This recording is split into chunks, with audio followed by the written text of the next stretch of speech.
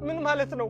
እንዲህ እንደቀል እዚህ ጋር ይበቃናል ማለት? ብዙ አስቤበት ነው የውሳኔ ወሰንኩት። አሁን ካለሁበት ባሌ ስትሆን የምሰቃየው ስቃይ ብሳል ብዬ ነው። እሺ ምን በድዬሽ ነው? ሲጀምር እኮ ለባልነት የሚሆን ሙሉ አቋም ላይ አልደረስክም። አታረጊውም የኔ እናት።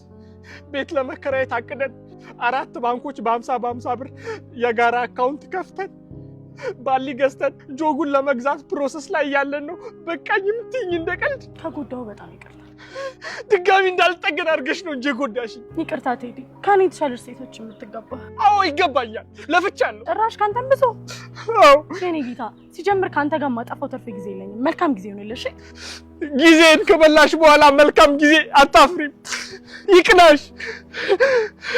እኔ አመዳፋሽ ነኝ አውቀዋለሁ።